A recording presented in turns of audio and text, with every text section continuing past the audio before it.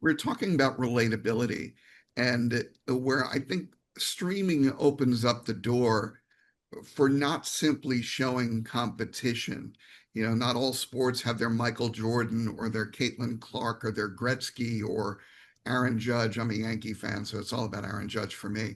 Um, how do you make, how does that relatability bring an audience in that might otherwise find another place or another place, another way to find out about the sport or about the players in it, Rob? Well, what I do is we focus more on human interest stories, if you will. There are two types. There are two sorts of program. The shorts that we do is more for the younger audience, where they show clips from modern day games. But the older audience, guys like me in their 20s and 30s, they want to know what happened back in the 80s and the 90s. So you relate human interest with the current events that was happening back then, and then we just sprinkle, oh yeah, lacrosse is on top of it all, but you make the story about them, and that's what's relatable. That's what people like. You know, you mentioned one time about the James Ford story when he came down with a box from his attic with all his lacrosse stuff, and you open it, it was like Pandora's box. He had won so many championships, so many accolades, you would never have known it, but everyone could relate to that because we've all done that. I've got boxes right here.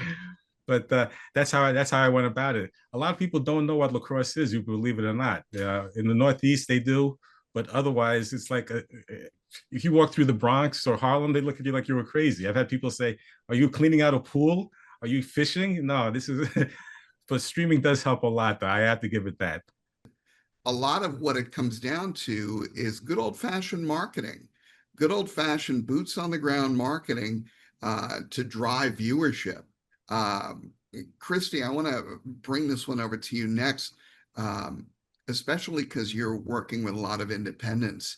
Um, how important is it and how difficult is it for them to bring their audience from where they are to the streaming platforms to drive viewership? Really good question. I'd say the most important thing for them to bring an audience to their streaming channel is having strong social engagement. And I say that for a couple of reasons. One, we have this research study that we just did earlier this year on Gen Z media habits. And what that found, and this isn't surprising, but the data really backed it up, is that Gen Z discovers almost all of their media on social. And we asked from about 20 different types of media. How do you discover audio podcasts on social? How do you discover video podcasts on social? How do you discover new streaming channels on social? How do you discover new sports, or how do you find sports athletes to follow or new teams, or et cetera, et cetera? It all starts on social, and with YouTube being number one and Instagram being number two in the sports category, TikTok maybe a third there. So what we have found is that when we have competitions featuring athletes or teams that have a strong social engagement, there we will see a lift in the stream. That is not to say that it works incredibly well. I mean, this is sort of the best that we have right now, but that is where we will see a lift. And then vice versa, what some of the sports that we work with have seen is a lift on their in-person events from the stream.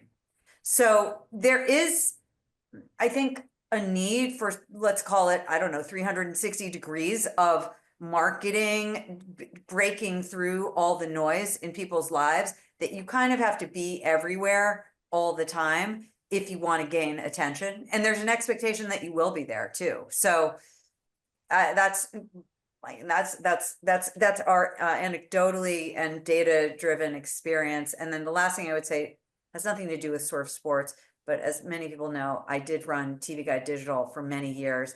And I can say with 100% certainty that nobody knows what time or where anything is on ever, and they never have. And so we have multi-generation learned helplessness on that front. We just made it so easy for people to turn on a TV and find something to watch that they've never retained anything. So this isn't about digital or phones breaking people's brains. They've always been broken on the, in the realm of what to watch. It's predating streaming. This was the #1 most talked about thing in video and TV is, how do I find something? So, you know, someone should do a deep sociological study on that. And I also think it's very specifically American too, because we have so much choice. We have such an abundance of great things to watch.